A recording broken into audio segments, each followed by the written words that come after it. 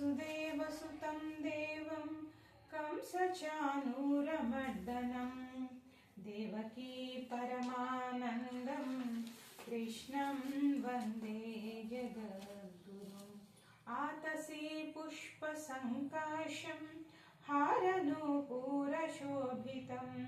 रत्नकङ्कणकेयूरं कृष्णं वन्दे जगद्गुरुम्। कोटिलालकसंयुक्तं पूर्णचन्द्रनिभाननं विलसत्कुण्डलधरं कृष्णं वन्दे जगद्गुरुम्। मन्दारगन्धसंयुक्तं चारुहासं चतुर्भुजं बहिःपिञ्चावचूडाङ्गं कृष्णं वन्दे जगद्गुरुम्। उत्पुल्लपद्मपत्राक्षं नीलाजीमूतसन्निभं यादवानां शिरोरत्नं कृष्णं वन्दे जगद्गुरुम्। रुक्मिणीकेलिसंयुक्तं पीताम्बरशुशोभितम् आवाप्ततुलसीगन्धं कृष्णं वन्दे जगद्गुरुम्। गोपिकानां कुचद्वन्द्व कुङ्कुमाङ्कितवक्षसं श्रीनिकेतं महेश्वासं कृष्णं वन्दे जगद्गुरुम्। श्रीवत्साङ्गं महोरस्कं वनमाला विराजितं शङ्खचक्रधरं देवं कृष्णं वन्दे जगद्गुरुम्। कृष्णाष्टकमिदं पुण्यं प्रातरुत्थाय यः पठेत् कोटिजन्मकृतं पापं स्मरणेन विनश्यति।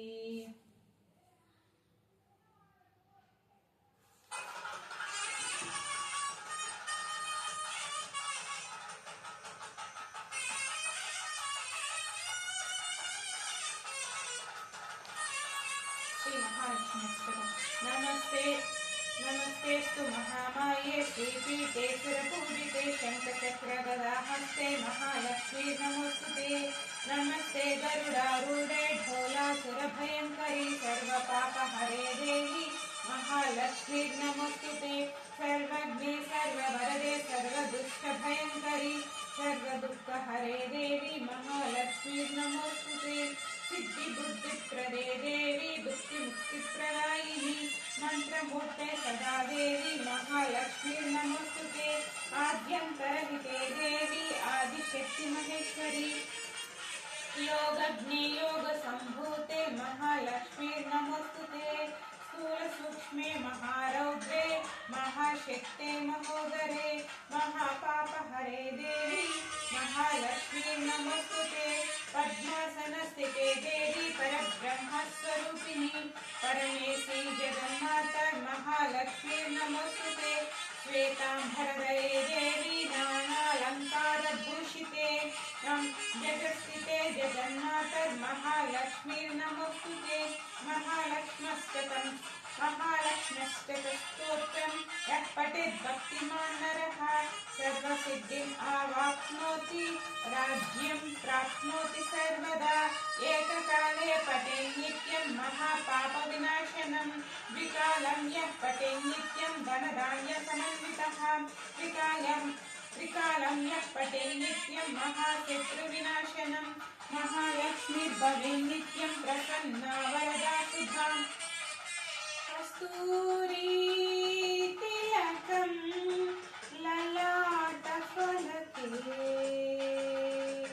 वक्षस्थले कौस्तुभं नासाग्रे नवमौक्तिकं करतले वेणुं करे कङ्कणं सर्वाङ्गे हरिचन्दनं शकुलयन् कण्ठे च मुक्तावली गोपस्त्री परिवेष्टितो विजयते गोपालचूडामणि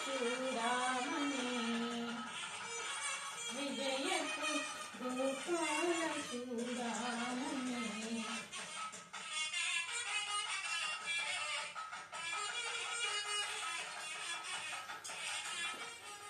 श्रीकृष्ण परब्रह्मणे नमः।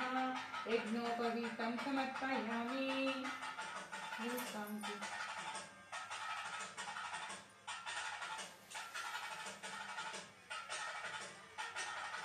ओम श्रीकृष्ण परब्रह्मणे नमः।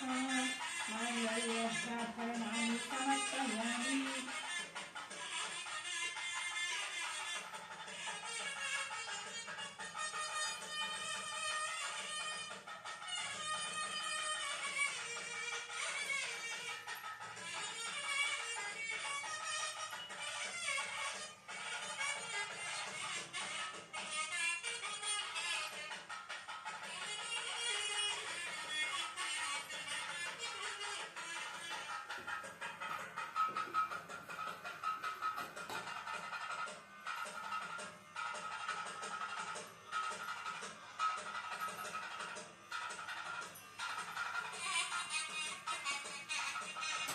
ओम श्री कृष्ण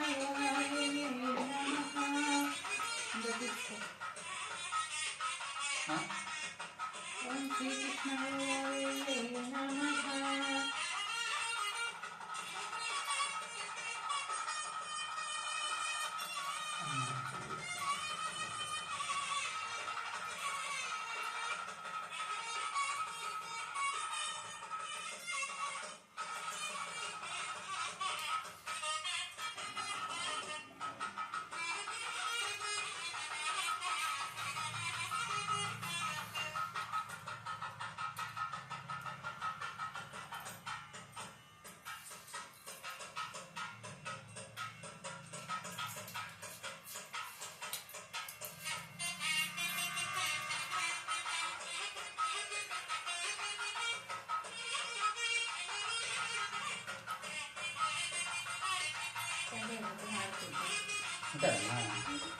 ఆపేలే శాస్త్రోక్తంగా చాలా గొప్ప